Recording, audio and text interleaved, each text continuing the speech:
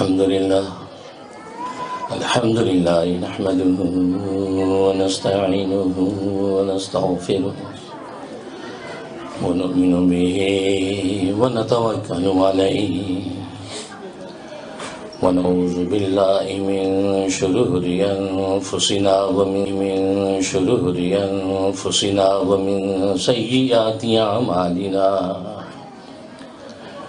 من يهده الله فلا مضل له ومن يضلله فلا هادي له ونشهد أن لا إله إلا الله لا شريك له ولا نظير له ولا مثل له ولا مثال له ونشهد أن سيدنا وسندنا وشفيعنا وشفيع أمرنا وحبيبنا وحبيب ربنا ومولانا محمدا عبده ورسوله أرسله الله إلى كافة للناس بشيرا وداعيا إلى الله بإذنه وسراجا منيرا أما بعد فأعوذ بالله من الشيطان الرجيم بسم الله الرحمن الرحيم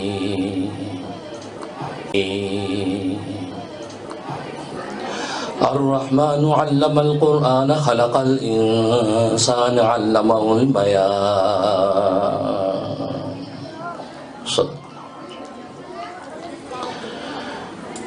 بزرگان محترم، برادران عزیز اور میری اسلامی، اللہ تبارک و تعالی نے انسان کو اشرف المخلوقات بنایا ہے۔ جو مرتبہ اور مقام اللہ تبارک و تعالی نے انسان کو عطا کیا ہے وہ کسی دوسری مخلوق کو حاصل نہیں ہے۔ ظاہری جمال ہو یا باطنی کمال ہو، ہر اعتبار سے انسان ہر اعتبار سے انسان کو جو مرتبہ اور فضیلت عطا کی گئی ہے اس کی کوئی نظیر نہیں ہے۔ ظاہری جمال کا عالم یہ ہے کہ خود اللہ تبارک و تعالی ارشاد فرماتے ہیں وَالتِّينِ وَالزَّيْتُونِ وَطُورِ سِينِينَ وَهَٰذَا الْبَلَدِ الْأَمِينِ، قسم انجیر کی، قسم زیتون کی، قسم وادی سینا کی اور قسم حرمت والے شہر یعنی مکہ کی، لقد خلقنا الانسان فی احسن تقویم، کہ البتہ تحقیق ہم نے انسان کو سب سے زیادہ حسین و جمیل گویا جو حسن و جمال انسان کو ہم نے عطا کیا ہے کائنات کے اندر اس کی کوئی نظیر نہیں ہے۔ پھر باطنی کمال اس قدر عطا کیے ہیں کہ اس کے اندر عقل کا جوہر رکھا ہے، علم کی استعداد رکھی ہے۔ اس باطنی کمال کی وجہ سے یہ ساری کائنات کا مخدوم اور ساری کائنات اس کی خادم نظر آتی ہے۔ پھر ارد گرد کی نعمتیں اس قدر اللہ تبارک و تعالی نے اس کو عطا کیے ہیں کہ خود اللہ تبارک و تعالی چیلنج کرتے ہیں وَإِن تَعُدُّوا نِعْمَةَ اللَّهِ لَا تُحْصُوهَا، اگر تم اللہ کی نعمتوں کو شمار کرنا چاہو، گویا کہ آسمانوں کے ستارے شمار ہو سکتے ہیں، صحراؤں کے ذرے شمار ہو سکتے ہیں، دریاؤں کے پانی کے قطرے شمار ہو سکتے ہیں، عالم نباتات کے پتے شمار ہو سکتے ہیں، لیکن اگر کوئی چیز احاطہ شمار بھی نہیں آ سکتی تو اللہ تبارک و تعالیٰ کی نعمتیں ہیں۔ اور پھر اس بے شمار نعمتوں میں بھی اللہ تبارک و تعالیٰ اضافے کی قدرت رکھتا ہے۔ چنانچہ فرمایا کہ لئن شکرتم لازیدنکم، اگر تم شکر کرو گے میری نعمتوں کا تو گویا میں اس بے شمار نعمتوں میں بھی اضافہ کر دوں گا۔ ان بے شمار نعمتوں میں بھی اضافہ کرنے کی مجھے طاقت ہے۔ اور یہاں پر یہ فرمایا وَإِن تُعُدُّوا نِعْمَةَ اللَّهِ، نعمت مفرد لفظ ذکر فرمایا ہے کہ اگر تم اللہ کی نعمت کو شمار کرنا چاہو تو شمار نہیں کر سکتے۔ تو مفرد نعمت تو ایک ہی ہوتی ہے، تو ایک نعمت تو ایک، اس پہ شمار کا کیا مطلب ہے؟ اصل میں اللہ تبارک و تعالیٰ نے یہاں پر یہ مفرد فرمایا کہ گویا کہ اللہ کی اس نعمت کا کوئی شمار کرنا چاہو شمار نہیں کر سکتے۔ مطلب یہ ہے کہ ایک اللہ کی نعمت سے جتنے منافع آپ کو حاصل ہوتے ہیں، جتنے فوائد حاصل ہوتے ہیں، اگر تم ان فوائد اور منافع کو شمار کرنا چاہو تو اس ایک نعمت کے منافع شمار نہیں کر سکتے۔ اب پانی شمار کرنا چاہو تو اس ایک نعمت کے منافع شمار نہیں کر سکتے. اب پانی اللہ کی ایک نعمت ہے، اس پانی سے ہم کتنے بینیفٹس حاصل کرتے ہیں، کتنے منافع حاصل کرتے ہیں. فرمایا اگر ان منافع کو شمار کرنا چاہو تو تم ایک نعمت کے منافع احاطے شمار میں نہیں لا سکتے، چیچا کے ساری کائنات کے اللہ کی نعمتوں کو دے، چیچا کے ساری کائنات کے اللہ کی نعمتوں کو احاطے شمار میں کیسے لاؤ. اتنی نعمت ہے، اور اضافہ چاہتے ہو تو نعمت کا شکر کرو. اور ان تمام نعمتوں کی اصل اور اصول نعمت جو اللہ تبارک و تعالی نے ہمیں عطا کی ہے وہ زندگی اور حیات کی نعمت ہے. یہ زندگی اور حیات کیا ہے، نہ تشریعی عبادات سے مزہ اڑا سکتے ہیں. گویا کہ تشریعی و تکوینی کائنات کی جتنی بھی چیزیں ہیں ان سے آپ فائدہ نہیں اٹھا سکتے اگر زندگی اور حیات نہیں ہے. تو گویا کہ زندگی اور حیات یہ ساری کی ساری نعمتوں کا نچوڑ اور خلاصہ ہے. اور اس زندگی کو اللہ تبارک و تعالی نے تین حصوں میں تین منازل میں تقسیم کر دیا ہے. ایک انسان کے بچپن کا زمانہ ہے، ایک انسان کی جوانی کا زمانہ ہے، ایک انسان کے بڑھاپے کا زمانہ ہے. تو گویا کہ پوری انسان کی زندگی ان تین مراحل میں تقسیم ہے. ان میں سب سے پہلے بچپن کا زمانہ ہے، باقی دونوں زمانوں کے لیے تمہید ہے. اس کے لیے گویا کہ ایک طرح کا سرفیس ہے، خود ارسالف اس کی اپنی کوئی حیثیت نہیں ہے. کیوں؟ اصل اگلے دو زمانے، ایک جوانی کا زمانہ اور ایک بڑھاپے کا زمانہ. اور بچپن یہ ظاہر ہے کہ اس کی تمہید ہے، اس گویا کہ اس بچپن کے بعد اور مفادات حاصل کرتا ہے. اب بڑھاپے کے اندر انسان منافع حاصل کرتا ہے. تو اصل دو ہی زمانے ہیں، ایک جوانی کا زمانہ اور ایک بڑھاپے کا زمانہ. اور ظاہر ہے کہ انسان اس پوری زندگی کے اندر مختلف منازل انسان طے کرتا ہے. ان میں سے ایک منزل نکاح کی منزل ہے، انسان ظاہر نکاح بھی کرتا ہے، منزل ہے انسان ظاہر نکاح بھی کرتا ہے. ورنہ اس کی زندگی کے منازل میں تعلیم و تعلم بھی آتا ہے، تجارت بھی آتی ہے، زراعت و صنعت بھی آتی ہے، بہت سے شعبوں کو اختیار کرتا ہے. تو زندگی کی ان تمام ضرورتوں میں ایک ضرورت جو ہے وہ نکاح ہے. انسان نکاح کرتا ہے، گویا کے زمانے میں قدم رکھتا ہے تو نکاح اس کی ضرورت بن جاتا ہے. اور نکاح یہ اللہ تبارک و تعالی کی قدرت کی ایسی نشانیوں میں سے نشانی ہے کہ گویا کہ ایسی قدرت کی نشانی گویا کہ کوئی اور قدرت کی اس طرح کی نشانی نہیں ہے جیسا کہ نکاح کی دولت ہے. اس لیے خود اللہ تبارک کے نکاح کی دولت ہے. اس لیے خود اللہ تبارک و تعالی ارشاد فرماتے ہیں وَمِنْ آيَاتِهِ أَنْ خَلَقَ لَكُم مِّنْ أَنفُسِكُمْ أَزْوَاجًا. اللہ تبارک و تعالی کی قدرت کی نشانیوں میں سے ایک نشانی یہ ہے کہ اس نے تم میں سے ہی تمہارا جوڑا پیدا کیا ہے. تم میں سے ہی تمہارا جوڑا پیدا کیا ہے، تم میں سے تمہارا جوڑا پیدا کر دیا. حالانکہ آپ جانتے ہیں کہ جوڑا جو ہوتا ہے وہ ایک سے دوسرے میں سے پیدا نہیں کیا جاتا. کہتے ہیں جوڑ کا آدمی ہے، وہ دونوں مستقل ہوتے ہیں. حضرت آدم علیہ السلام کو اللہ تبارک و تعالی ایک پتلے کی شکل میں نہیں کیا جا سکتا تھا کہ اما ہوا کا بھی پتلا تیار کیا جاتا، وہ زندہ ہو جاتی، دونوں کا نکاح ہوتا. گویا کہ بظاہر سینسیبل بات تو یہی لگتی جیسے آدم کو پیدا کر دیا ویسے اما ہوا کو پیدا کرتی، یہ جوڑ تھا. لیکن یہاں پر اللہ فرما رہے ہیں کہ ان خلق لکم من انفسکم ازواجا. بس یہ قدرت کی پہلی نشانی اللہ نے بتلا دی کہ انسان میں سے ہی اللہ نے اس کا جوڑا پیدا کیا ہے. چنانچہ آدم علیہ السلام کے وجود میں سے ہی اما ہوا کو پیدا کیا. جو پیدا ہوتی ہے وہ اس کا عاشق ہوتا ہے، وہ چیز اس کی محبوب اور مرغوب ہوتی ہے. مثلا محبوب اور مرغوب ہوتی ہے. مثلا اب ماں ہے، ماں کے بدن سے پیٹ سے بچہ پیدا ہوتا ہے. ماں کو جو تعلق اپنے بچے کے ساتھ ہے باپ کو نہیں ہے. حالانکہ باپ ہی کے نطفے سے ہی بچہ رحم مادر میں ٹھہرتا ہے، لیکن ماں کے اندر سے وہ بچہ پلنے کے بعد اب جب پیدا ہوتا ہے تو ماں کو جو نہیں ہے، تو کہا کہ جو جس میں سے پیدا ہوتا ہے وہ اس کا عاشق ہے، وہ چیز اس کی محبوب ہے. تو اللہ تبارک و تعالیٰ کو اصل میں یہ مطلوب تھا کہ یہ عورت یہ ان انسانوں کی محبوب ہو، ان کی محبوب ہو، ان کی مطلوب ہو. یہ ان کے نفع کی، ان کے آنکھوں کی، ان کے کان ہاتھ پیر چاہے کہ وہ اس کو اپنا دشمن سمجھیں، چاہے کہ اس کو تکلیف پہنچائیں. تو اللہ نے گویا کہ اس کی دل بہلانے کے لیے ایک ایسی چیز عطا کی ہے، اور دل اسی چیز سے بہلتا ہے جس سے انسان کو محبت ہو. تو آدم علیہ السلام کے وجود میں سے اما ہوا کو پیدا کرنے سے مقصود یہ تھا تاکہ آدم کو جو محبت اما ہوا سے ہوگی پیدا کرنے سے مقصود یہ تھا تاکہ آدم کو جو محبت اما ہوا سے ہوگی وہ علیحدہ جوڑا بنانے کی صورت میں پیدا نہیں ہوگی. جو آدم علیہ السلام کو جو اما ہوا سے جو محبت تھی، سبحان اللہ، اور اسی کا نتیجہ تھا خدا آدم علیہ السلام نے بھی یہ نصیحت کی کہ محبت تو کرو لیکن محبت میں اتنے بھی اندھے نہ ہو جاؤ کہ کسی ایسی ایڈوائس پہ عمل کر بیٹھو کہ جنت سے تمہیں نکلنا پڑ جائے. تو میں نے تمہاری اما ہوا کی ایک ایسی نصیحت مان لی اس کی محبت میں، اس کی چاہت میں. تو گویا کہ یہ اس لیے اللہ تبارک و تعالی نے الٹی طرف کی چھوٹی پسلی سے پیدا کیا. اب ظاہر کی پسلی ٹیڑھی ہوتی ہے تو عام طور پہ مرد عورتوں کو یہ تانا دیتے گئے تو ٹیڑھی پسلی سے پیدا ہوئی تبھی ٹیڑھی بات کرتی ہے.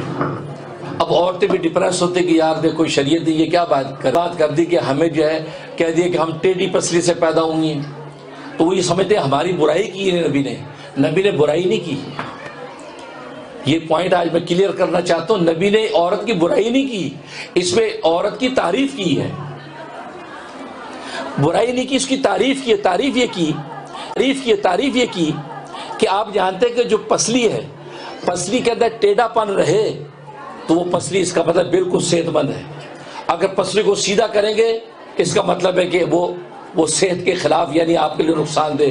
اب ایکسیڈنٹ ہوتا ہے، بعض دفعہ پسلی سیدھی ہو جاتی ہے، باہر نکل آتی ہے، تو ڈاکٹر کہتا ہے نہیں جیسی پسلی ہے جو شکنجہ بنا ہوتا ہے. تو پسلی کا حسن یہ ہے کہ اس کو ٹیڑھا ہونا چاہیے. اگر اس کو سیدھا کیا تو اس کا حسن جو ہے قبا کے اندر بدل جاتا ہے، بدصورتی میں بدل جاتا ہے. تو نبی کریم صلی اللہ علیہ وسلم نے جو یہ ارشاد فرمایا کہ عورت ٹیڑھی پسلی سے پیدا کی گئی، تو جیسے پسلی کے اندر ٹیڑھا ہے تو عورت کے اندر بھی یہ جو ٹیڑھا پن ہے، یہ ٹیڑھا پن اس کا حسن اور خوبصورتی ہے جیسے پسلی کے اندر خوبصورتی ہے. اور وہ ٹیڑھا پن کیا؟ اس کا ناز نخرہ، اس کا ناز و ادا، یہ فرمایا اس کا حسن اور خوبصورتی ہے. اس کے ناز نخرے کو سہارنا شوہر کے لیے یہ ہے، اس کے ناز نخرے کو سہارنا شوہر کے لیے یہ اس شوہر کے لیے ہوا ہے کہ ایک الگ حظ اور لطف کا باعث بنتا ہے. اس کے ناز نخرے کو توڑو نہیں. اب وہ ناز و نخرہ دکھا رہی ہے اور شوہر نے ظلم میں ہاتھ اٹھا دیا، اس پہ چٹیاں کھینچ کے دیوارے میں مارا، دھکا دے دیا، کہ نخرے دکھاتی ہے مجھے. نہیں، اس بے وقوف کو پتہ ہی نہیں یہ عورت کا یہ جو ناز و نخرہ ہے، یہ ناز و نخرہ اس کا حسن و خوبصورتی ہے. اس ناز و نخرے کو جب یہ سہارے گا، اس کو اٹھائے گا، منائے گا، فرمایا یہ جو لطف اللہ تبارک و تعالیٰ دیں گے گویا کہ جنت کا سا لطف نصیب ہوگا. خود نبی کریم صلی اللہ علیہ وسلم بھی حضرت عائشہ صدیقہ رضی اللہ تعالیٰ عنہ ناز میں آ کے ایک بات کر دیتی تھی، آپ مسکراتے اور آپ اس کے ناز و ادا کو پورا کرتے، اس کو خوش کرتے. تو یہ جو خوش طبی فرمایا کہ یہ نبی کی سنت. خود حدیث میں آتا ہے حضرت عائشہ صدیقہ رضی اللہ تعالیٰ عنہ فرماتی ہیں کہ میں دسترخوان کے جس بوٹی کو چوس کر دسترخوان پہ رکھ دیتی تھی ہڈی کو، آپ اسی ہڈی کو اٹھا کے چوستے تھے. کیونکہ آپ جانتے کہ جب میاں بیوی کو لعاب آپس میں مکس ہوتا ہے تو اللہ تبارک و تعالیٰ جبلی طور پر دونوں میں محبت پیدا کر دیتے ہیں. اسی طرح فرمایا جیسے اندر داخل ہوئے حضرت عائشہ صدیقہ رضی اللہ تعالیٰ پانی پی رہی تھی، آپ دوڑے، عائشہ رکو رکو رکو رکو. وہ رکے، کیا ہوا یا رسول اللہ، یہ پیالہ مجھے دو. یہ تم نے کس جگہ ہونڈ لگا کے پانی پیا تھا؟ کہ یہاں پیا تھا. آپ نے اسی جگہ ہونڈ لگا کے پانی پیا. اب بیوی کی خوشی کا عالم کیا ہوگا؟ حضرت عائشہ فرماتے میرا دل اتنا بڑا ہو گیا کہ رسول اللہ صلی اللہ علیہ وسلم نے ایک دوڑ کے فوراً پیالہ مجھ سے لیا، اسی جگہ ہونڈ لگا کے پانی پیا. تو گویا کہ بیوی کی یہ ناز و ادا، یہ جو تعلق اور محبت کا ہے، فرمایا یہ مطلوب ہے. تو ٹیڑھی پسلی سے مطلب ہے کہ ناز ادا اگر بیوی دکھاتے، ظلم کی ضرورت نہیں، اس کو مناؤ. ہاں غلطی کس کی ہے، کونسلی کرو، اس سے بات کرو. خود نبی کریم صلی اللہ علیہ وسلم ازواج مطہرات کے ناز و نخرے اٹھاتے تھے، خاموش ہو جاتے تھے، مسجد تشریف لے جاتے تھے. تو گویا کہ یہ تو ٹیڑھی پسلی سے پیدا ہونا، یہ اس کے ناز و ادا کی جو ایک ادا. تو ظاہر ہے کہ نکاح یہ ایسی نشانی کہ آپ میں سے ہی اللہ تبارک و تعالیٰ نے جوڑا پیدا کیا. یہ پہلی نشانی ہے، ان خلقکم من انفسکم ازواجا. اور دوسرا کیا فرمایا کہ وجعل بینکم مودۃ و رحمہ، اور یہ کیوں جوڑا تم میں سے پیدا کیا تاکہ تمہاری تسکین اور سکون کا ذریعہ بنے۔ چاچو جو تسکین اور سکون کو شوہر کو بیوی سے نصیب ہوتا ہے ظاہر کسی اور رشتے سے نصیب نہیں ہوتا۔ مزاج بگڑ جائے تو الگ بات ہے، لیکن مزاج اگر صالح ہو تو بیوی سے اس کو جو تسکین ملتی ہے وہ کسی اور جگہ سے نصیب نہیں ہوتی۔ اور یہ اللہ نے سکون اور تسکین کا ذریعہ بنایا۔ اور فرمایا وجعل بینکم مودۃ و رحمہ۔ اب یہاں دو لفظ ذکر فرمائے، ایک مودت ایک رحمت۔ مودت کا تعلق جوانی کے ساتھ ہے اور رحمت کیونکہ جوانی کا جوش ہوتا ہے، جوش محبت ہوتی ہے، اس میں فرمایا کہ دونوں کے درمیان ہم نے محبت پیدا کر دی، میاں بیوی ایک دوسرے محبت کرتے ہیں، اس محبت کے اندر جو ہے ظاہر ایک دوسرے کے ناز و ادا اٹھاتے ہیں، نخرے اٹھاتے ہیں، یہ جوانی میں۔ تو جوانی میں چونکہ جوش محبت ہے تو فرمایا یہ مودت پیدا ہوتا ہے، تو ویسا جوش نہیں رہتا جیسے جوانی میں تھا، اب اس میں تسکین آ جاتی ہے، انسان میں تدبر آ جاتا ہے۔ فرمایا اب رحمہ، اب یہ بڑھاپے کے زمانے کے اندر آپس میں رحمت کا مطلب ایک دوسرے کی ہمدردی، ایک دوسرے کا خیال، ایک دوسرے پر شفقت۔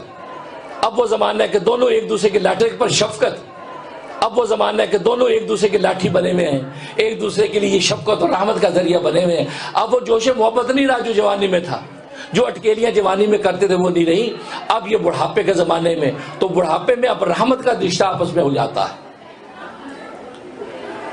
مفسر فرماتے ہیں کہ پہلے تو بہت پیار کرتے تھے ہمارے شوہر، بڑی محبت تھی ان کو، لیکن اب جو ہے نا وہ محبت نہیں رہی۔ اب مجھے شک ہے کچھ، یہ کہیں انہوں نے شادی وادی تو نہیں کر لی، اب وہ پہلے تو جناب گھماتے تھے، پھراتے تھے، گپے لگاتے تھے، ہم جو دوڑتے بھاگتے تھے، اب جا کے بڑے جناب سیریس سے ہو گئے، اب ظاہر بڑھاپا آ گیا۔ امت مجدد ملت مولانا اشرف علی تھانوی رحمہ اللہ تعالیٰ فرماتے ہیں یہ جو جوش محبت جو ختم ہوا ہے، یہ جوش محبت یہ کمال محبت کی علامت ہے، یہ زوال محبت کی علامت نہیں ہے، کیونکہ ہنڈیا جب کچی ہوتی ہے وہ ابلتی ہے، خوب ابلتی، کچی ہے، لیکن جب بالکل ابلتی ہے، خوب ابلتی، کچی ہے، لیکن جب بالکل پک جاتی ہے تو اس میں تسکین آ جاتی ہے۔ تو فرمایا کہ یہ آپس میں جو رشتہ اب رحمت کا جو قائم ہو گیا ہے، اب وہ جوش محبت کی وہ اٹکیلیاں پہلی والی نہیں رہی۔ اس کا مطلب یہ نہیں کہ خدا نہ خاص شوہر کو آپ سے محبت نہیں رہی، لیکن محبت اب رحمت میں بدل گئی ہے۔ شوہر کو آپ سے محبت نہیں رہی، لیکن محبت اب رحمت میں بدل گئی ہے۔ اب آپس میں ہمدردی، ایک دوسرے کا خیال، ایک تدبر سنجیدگی کے ساتھ ابھی رشتہ چل پڑا ہے۔ لہٰذا یہ عورتوں کو شبہ فرمایا غلط ہے کہ جی اب وہ محبت نہیں رہی، نہیں، وہ زوال محبت نہیں ہوا، کمال محبت ہو گیا ہے، اب وہ جوش نہیں ہے، اب آپس میں گوینگر فرمایا کہ وجعل بینکم مودۃ و رحمہ، اور پھر آگے فرمایا ان فی ذلک لآیات لقوم یتفکرون، اور بہت سی نشانیاں ہیں ان لوگوں کے لیے جو اس پر غور و فکر کریں۔ وہ کیا نشانیاں ہیں؟ حضرت حکیم الامت تھانوی فرماتے ہیں ان میں سے ایک نشانی یہ کہ عورت کے بچہ پیدا ہوتا ہے، مرد کے پیدا نہیں ہوتا۔ ان میں سے ایک نشانی ہے کہ مرد عورت ایک جیسے جوڑے ہیں دونوں، لیکن اللہ تبارک و تعالیٰ کی دیکھو ایسی صنائی ہے کہ عورت کے بچہ پیدا ہوتا ہے، مرد کے پیدا نہیں ہوتا۔ اور پھر ان نشانی میں سے ایک نشانی یہ کہ مرد سے وہ تسکین حاصل نہیں کر سکتا جو مرد عورت سے تسکین حاصل کرتا ہے، اللہ یہ کہ مزاج بگڑ گیا ہے، اندر کا مزاج جو انسان کا جو خوب سے باطن ہو گیا تو الگ بات ہے، لیکن فرمایا کہ اللہ تبارک و تعالیٰ نے ان دونوں رشتوں میں ایسی ترتیب رکھی ہے کہ مرد کو عورت سے جو تسکین ملتی ہے مرد کو مرد سے نہیں ملتی۔ فرمایا یہ بھی غور و فکر کرتے ہیں ان کے لیے گویا کہ اس کے اندر یہ نشانیاں ہیں۔ تو اس لیے یہ نکاح اصل میں اللہ تبارک و تعالیٰ کی ایسی نشانی ہے جو جنتوں سے دنیا میں اللہ نے اتاری ہے۔ چاہے جنتوں کے اندر ایک ہی عبادت ہوگی، نکاح کی عبادت، وہاں نماز نہیں ہے، روزہ نہیں ہے، زکوٰۃ حج نہیں ہے، کوئی عبادت نہ کی عبادت۔ اور نکاح اٹسلف عبادت ہونے کے ساتھ اللہ کی ایک نعمت بھی ہے، اور ایسی عبادت ہے کہ ہر نبی نے اس عبادت کو انجام دیا ہے، کوئی نبی ایسا نہیں جسے یہ نکاح کی عبادت نہیں کی سوائے حضرت یحییٰ علیہ السلام کے۔ حضرت یحییٰ علیہ السلام نے نکاح نہیں فرمایا، کیوں کہ ان پہ اس قدر کا غلبہ، یحییٰ علیہ السلام نے نکاح نہیں فرمایا کیوں کہ ان پہ اس قدر کا غلبہ آخرت تھا، اس قدر غلبہ آخرت تھا کہ دنیا کے علائق کی طرف ان کی توجہ ہی نہیں تھی، وہ بس آخرت کی طرف متوجہ، بلکہ دلچسپ بات لکھی ہے، روایات میں آتا ہے کہ حضرت عیسیٰ علیہ السلام حضرت یحییٰ علیہ السلام دونوں اکٹھے چلے جا رہے تھے، حضرت یحییٰ علیہ السلام اپنی خاص انہماک میں استغراق فی اللہ میں تھے، تو سامنے سے ایک اور گئی، اس سے آپ کا کندھا ٹکرا گیا۔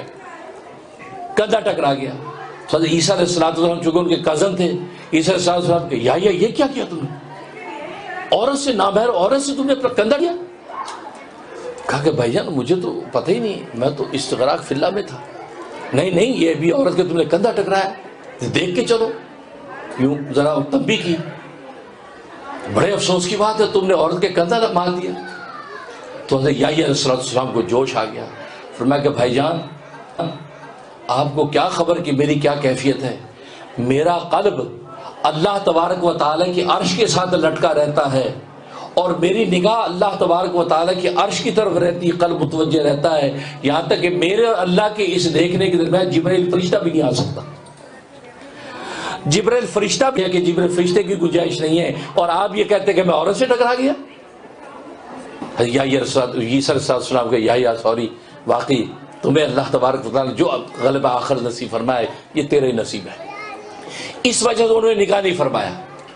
تبھی علماء نے ایک بات لکھی ہے، جس پر ایسا غلبہ آخر ہو تو وہ دنیا میں بھی نکاح نہ کرے، وہ حضرت یحییٰ علیہ السلام کی سنت پہ عمل کرے، کیونکہ بہت سے ایسے صوفی مسکین ہوتے ہیں نا، نکاح کر لیا بیٹھے مسجد میں ہوتے ہیں ہر ٹائم، جب کال کیجیے مسجد میں بیٹھا ہوں، کیا ہوئی جماعت آئی ہوئی ہے، اب کہا جی 4 مہینے کے لیے جا رہا ہوں، اب چلے کے لیے جا رہا ہوں، بہت اچھی بات ہے، جماعت کا کام ہم سب کرتے ہیں، لیکن بیوی کے حوالے سے اس قدر ٹھنڈا مزاج، ٹھنڈا پن، یہ بیوی کو گوارا نہیں ہے۔ اور آپ کہتے ہیں جی بڑی قربانی دی، میں بیوی ابھی دلہن بنا کے آیا، میں چھوڑ کے دیکھو مسجد میں آ کے بیٹھا۔ فرمایا کہ جس کے اوپر ایسا غلبہ آخرت ہو تو وہ شخص یحییٰ علیہ السلام کی سنت پہ عمل کرے، وہ نکاح نہ کرے، کیونکہ وہ سب اس کی دل کی تسکین، اس کے جذبات آپ کے ساتھ منسلک کرتے ہیں، کر دیے ہیں۔ اب آپ بلا وجہ آپ کہتے نہیں جی میں نماز ہی تو پڑھ رہا تھا، اب لمبی لمبی تسبیح بیٹھا کر رہا ہے، 2 گھنٹے بیٹھا ذکر کر رہا ہے، بیوی بڑے انتظار کر رہی ہے، کھانا ٹھنڈا ہو گیا، یہ کھانا ٹھنڈا ہو گیا کوئی بات نہیں، گرم ہو جائے گا، مجھے 1 لاکھ ذکر کرنا نہیں بھی 1 لاکھ ذکر آپ کے منہ پہ مار دیا جائے گا۔ وہ صرف نازش گھر پہ بیٹھی ہے، اس کے جذبات ہیں، وہ آپ کے یہاں گھومنا پھرنا چاہتی ہے، آپ وہ کہتی ہے چلو آج باہر کھانا کھاتے، باہر کھانا کھلاؤ، جا کے گھمانے کے لیے لے جاؤ۔ خود نبی کریم صلی اللہ علیہ وسلم حضرت عائشہ صدیقہ رضی اللہ تعالیٰ عنہ کے ساتھ 2 مرتبہ دوڑ لگائی، حضرت عائشہ صدیقہ رضی اللہ تعالیٰ عنہ کے ساتھ 2 مرتبہ دوڑ لگائی۔ مدینہ طیبہ سے باہر آپ کی دعوت کی کسی صحابی نے، تو کھلی جگہ تھی، اس آپ ذرا جوان تھے، تو آپ نے حضرت عائشہ صدیقہ کے ساتھ دوڑ لگائی، اس دوڑ میں آپ جیت گئے، حضرت عائشہ پیچھے رہ گئی۔ پھر آخری عمر میں پھر آخری میں جا کے دوڑ لگائی۔ اس کا مطلب ہے جائز تفریح کے لیے آپ بیوی بچوں کو لے کے نکلیں، جائز تفریح آپ گھمائیں پھرائیں کھلائیں، تو ان کے ساتھ اچھلے کودے بھاگے دوڑے، یہ نہیں کہ ہر وقت للہیت آپ کے اوپر طاری رہے اور خوف آخرت ایسا طاری رہے کہ بیوی سے کم ڈرے اور آخرت سے زیادہ ڈرے۔ تو پھر آخری عمر میں آپ نے دوڑ لگائی تو اس میں عائشہ جیت گئی، کہ وہ 18 سال کی دوشیزہ تھی ینگ، آپ بوڑھے ہو گئے 63 کے، حضرت عائشہ جیت گئی۔ اب جب جیت گئی تو منزل پہ پہنچی تو فرمایا یا رسول اللہ دیکھے میں جیت گئی، میں آپ سے جیت گئی، صحیح مسلم کی حدیث۔ اب دیکھو، اب میرے تیرے جیسا کوئی ہوتا تو کہتا لا حول ولا، میرے تیرے جیسا کوئی ہوتا تو کہتا لا حول ولا، اب نبی کو یہ بات کر رہی ہے۔ آج امام صاحب کو کہہ دے بیوی تو امام صاحب ناراض ہو جاتے ہیں، 500 بندہ میرے سامنے سجدہ، میرے اشارے پہ سجدہ کرتا ہے، اشارے پہ رکوع کرتا ہے، بے ادب غصہ، تو میرے سامنے ایسے بولتی ہے۔ وہ امام صاحب کو اپنی امامت پہ ناز نہیں، بھی وہاں نبوت کو ناز نہیں، یہ اس وقت نبوت کی اور امت کی بات نہیں، اس میں بیوی کی بات چل رہی ہے۔ فرمایا یا رسول اللہ میں جیت گئی، تو رسول اللہ نے کیا فرمایا؟ آپ مسکرائے، فرمایا تل کا بھی تل کا، جوانی میں جیتا، اب تو جیت گئے، ہم دونوں برابر ہو گئے۔ سبحان اللہ، یعنی نبی ان کو یہ کہہ رہے اس دوڑ میں ہم دونوں برابر ہو گئے، پہلے میں جیتا تھا اب تو جیتی، تل کا بھی تل ہو گیا۔ حضرت عائشہ کو خوش ہو گئی، بجائے اس کے کہ آپ جب وہاں پہ کوئی وہ ان کو تنبیہ فرماتے، نہیں، یہ سوچے کہ یہ بیوی ہے، بیوی کے ساتھ یہ رشتہ ہے۔ اب میں باس نہیں ہوں، گھر میں آیا میں شوہر ہوں، گھر میں اگر آپ کو پتیلی اٹھانے کے کہہ دے اٹھا دو بھائی، بات تھانے دار قسم کی بیویاں ہوتی ہیں، تھانے دار قسم کی بیویاں ہوتی ہیں۔ حضرت جم الامت تھانوی نے لکھا ہے قصہ کہ ایک میاں گھر میں آیا تو گھر میں آ کے اس نے ہاتھ دھوئے، تو بیوی نے تھاپا اٹھایا. تھاپا آپ جانتے جسے کپڑے کوٹتے ہیں. تھاپا اٹھایا, کہا کہ ہاتھ کیوں دھوئے؟ اور اسے تھاپا دیکھا, کہا تھاپا اٹھایا, کہا کہ ہاتھ کیوں دھوئے؟ اور اسے تھاپا دیکھا, کہا بچہ اٹھانے کے لیے دھوئے. کہا ہاں اٹھا, بچہ اٹھا. اب بچہ اٹھا لیا. اب بیچارہ صبح کا بھوکا, شام کو کھانا بھی نہ ملے تو کیا کہتا ہے, یا اللہ, یا میں مر جاؤں. جب یہ کہا تو اسے ڈنڈا اٹھا, یا کہتے یا گھر میں بیوی بھی بعض ایسی ہوتی ہے بھائی تھانے رہا, ان کو اس سے مطلب نہیں ہوتا کہ بیچارہ گھر میں آیا ہے, ڈرامہ لگا ہوا ہے. اب میاں آ گیا, ہاں بھائی کوئی پانی وانی کوئی کھانا وانا گرم کیا. دیکھو تیسری قسط چل رہی کہ ڈرامے کی, بیٹھ جاؤ بیٹھ جاؤ بیٹھ جاؤ, یہ ختم ہونے والا ہے. بھائی بھوک لگ رہی, بھائی مر کرو یار, مر نہیں جاؤ گے, بیٹھ جاؤ. بغیر کھائے 3 دن زندہ رہتا ہے, کوئی بات نہیں.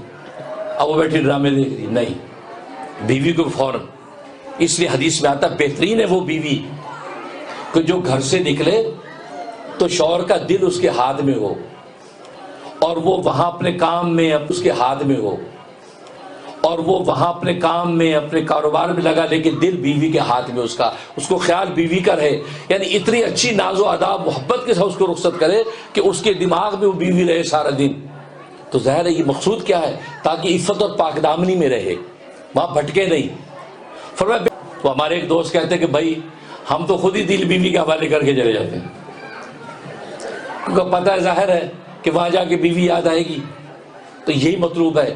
تو میاں بیوی کے اندر محبت جس قدر ہوتی ہے, چنانچہ حدیث میں آتا ہے, جب آپس میں, ابن ماجہ کی حدیث ہے, میاں بیوی آپس میں بیٹھ کے گپ شپ کرتے, ہنستے ہیں, لطیف سناتے, ہنسنے کھیلنے میں بیٹھے ہوتے ہیں, اللہ تبارک و تعالیٰ نفلوں کا ثواب لکھتے ہیں. 1 گھنٹہ آپ نے لطیفے سنائے, گپے لگائی, 1 گھنٹہ آپ نے نفل پڑھے ہیں, اللہ نفلوں کا ثواب عطا فرماتے ہیں. اب بتاؤ ہمیں ایسے تو نفلیں پڑھے کہاں جاتی ہے, فرض پورے نہیں ہوتے. نفلیں کیا پڑھیں گے, بیوی کا حسن سلوک اور گپے لگاؤ, اسے شیئر کرو. نفلیں کیا پڑھیں گے, بیوی کا حسن سلوک اور گپے لگاؤ, اسے شیئر کرو. دن بھر کی گپے لگ رہی, لطیفے سنا رہے ہیں. تو فرمایا جتنی دیر میاں بیوی آپس, اور اللہ میاں بھی دونوں کو خوش ہو کر دیکھتا رہتا ہے, اور فرمایا فرشتوں لکھتے چلے جاؤ. اور جب میاں بیوی آپس میں ایک دوسرے سے لڑتے ہیں اور آپس میں مجادلہ شروع ہوتا ہے, تو شیطان ایک دم چھلانگ مارتا ہے, اور اللہ کو وہ کیفیت بڑی ناپسند ہوتی ہے.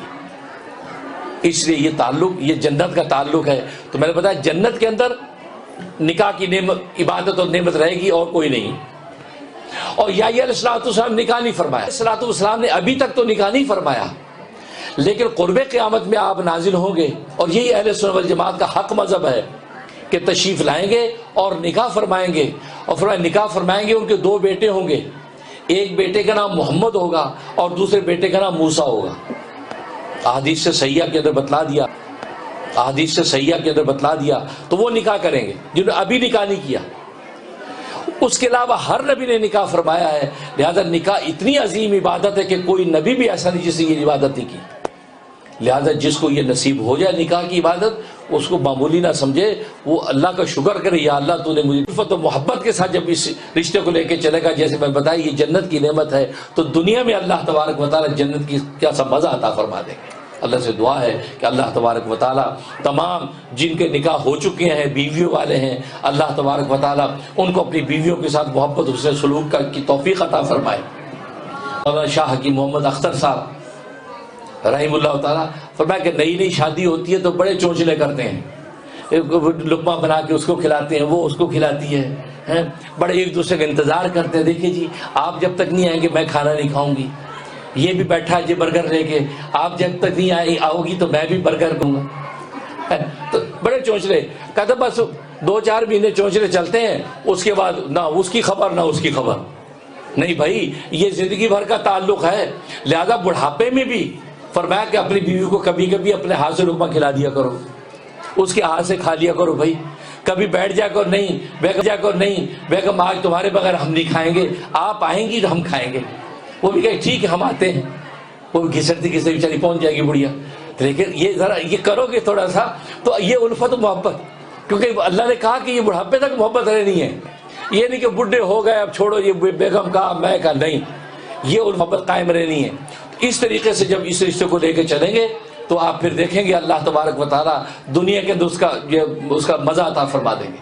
تو اللہ سے دعا ہے کہ اللہ تبارک و تعالیٰ عمل کرنے کی توفیق عطا فرمائے۔ باقی حضرت علی رضی اللہ تعالیٰ عنہ باب العلم والقضاء، ان کی ایک حدیث سنا کے بعد ختم کرتا ہوں۔ اللہ تعالیٰ عنہ باب العلم والقضاء، ان کی ایک حدیث سنا کے بعد ختم کرتا ہوں۔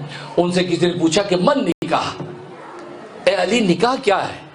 فرمایا سرور شہر، ایک مہینے کی خوشی، سرور ایک مہینے کی خوشی۔ کہ ثم ماذا، پھر کہا کہ لزوم و مہر، پھر مہر لازم ہو گیا۔ اب مہر کی ادائیگی کی فکر، جو موجل یا معجل جو بھی ہے، یہ فوری اندر طرف دے رہا تو جلدی دے رہا ہے، موجل کا مطلب ہے کہ چلو جب طلاق اور وفات ہوگی تب دیں گے۔ فرمایا کہ لزوم مہر۔ پوچھنے والے پوچھا ثم ماذا، پھر فرمایا کہ غموم دہر، ماڈل ہے، تیسرا ماڈل ہے، بچے آنے شروع ہو جائے غموم دہر، او بچے ایک چیز چلاٹ ایک عذاب، تو کہتے غم۔ اب بھائی اس کو کہاں سے کھلائیں گے، اس کو کہاں سے پلائیں گے، بھائی اس کو ڈاکٹر بنانا ہے یار، اس کو کہاں داخل کریں، فیسیں بہت زیادہ، تو ایک مصیبت۔ فرمایا کہ غموم دہر۔ ان کا ثم ماذا، سومت فرمایا کہ قصور ظاہر، پھر کمر جھک جائے گی، کمر جھک جائے گی، کیونکہ ظاہر غم ٹوٹنا شروع ہو گئے۔ تو فرمایا کہ پوچھنے والے نے آگے سوال نہیں کیا، اگر سوال کرتا ثم ماذا پھر، تو یقیناً حضرت علی فرماتے دخول قبرین، پھر اس کے آخر میں قبر میں داخل ہو گیا۔ تو یہ ہے، لیکن اس خوشی کو آخر تک اگر قائم رکھنا ہے تو تقوی، کہ تقوی کی 3 آیتیں نبی پاک صلی اللہ علیہ وسلم نے خطبے میں ذکر فرمائی، نکاح کی ایک آیت تلاوت نہیں فرمائی۔ حالانکہ وَمِنْ آیَاتِ أَنْ خَلَقَ لَكُم مِّنْ أَنفُسِكُمْ أَزْوَاجًا، یہ نکاح کی آیت ہے، نکاح کی فضیلت بیان کی، نبی نے آیت تلاوت الذین آمنوا اتقوا اللہ حتی تقاتہ یا ایھا الناس اتقوا ربکم۔